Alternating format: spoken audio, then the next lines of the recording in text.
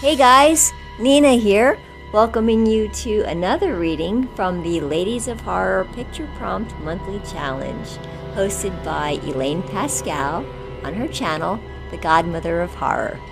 If you'd like to read along or read previously published pieces, please visit spreadingthewritersword.com or ladiesofhorror.com. In the meanwhile, enjoy the reading.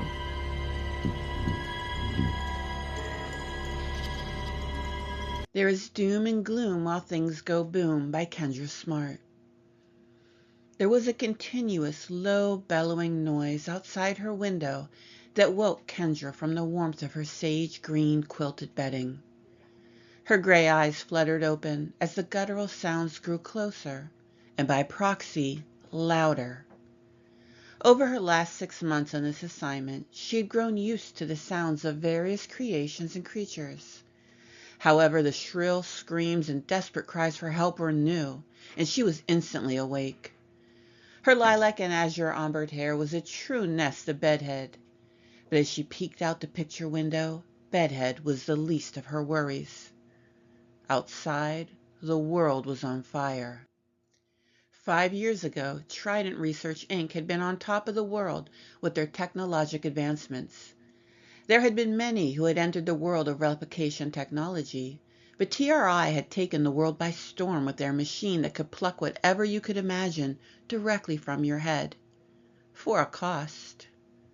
When the possibilities are endless on what you can create, why should there be a reason to wait? Kendra was positive their PR was eating those words when just inside a day the first incident happened. The machine malfunctioned and a pulse was set out, powerful enough to spread to unknown distances. But imaginations all over the world were hit and ravaged for their treasures.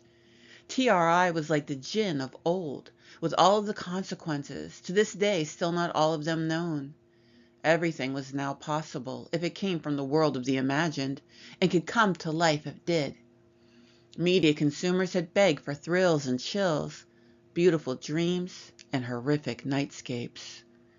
But what came into being was not brainless unless you counted Zombie Nation, nor was it lacking will, exceptions including the Magic Zone. Once the initial bloodshed had happened, several waves later, adaptations began to happen. Fighting or taming the creatures became new job markets. Kendra had long held more compassion and empathy than those around her could stand, more than she knew what to do with at times, and that notion had been what had made her different. It had made the difference for her team time and again. Sure, there was fear, but stronger was her need for understanding and learning. These things were what had made her one of the lead caretakers.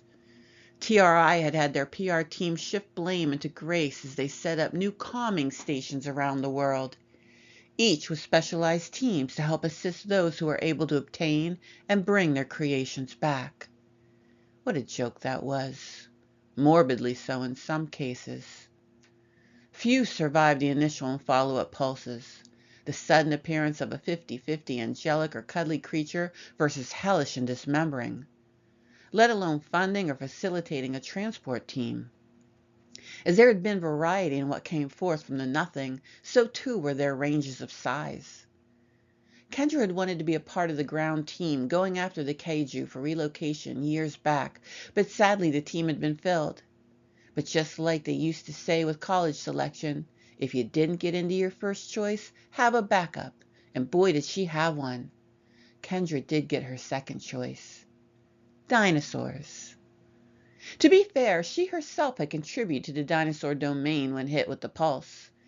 Though to be fair, her brain had been very specific and technical in creation, one that had given Kendra what she always imagined for herself. Dexter the Dilophosaurus had been extracted from her mind exactly as she had envisioned him to be.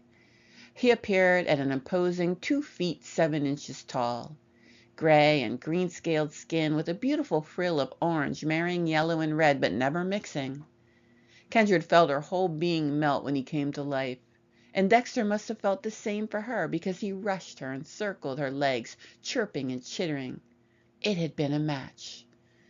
Dexter was loyal, fiercely so to her. but could be a total terror when she was out of the picture. He chirped now against her hand softly. The warm, dry-scaled skin was a comfort. His frill was down, but it didn't take a scientist to know she was on edge. The glow of the world outside lit up her face. A fire meant two things. Something or things had gotten loose. And death. There were still screams that were emitting from downstairs. In the glow of the flames she could see some of the carnage. She made out 3 gray forms in the sky. Gargoyles. What they sought was unknown. They may not have even had a purpose. Like moths, they may have just been attracted by the lights or sounds.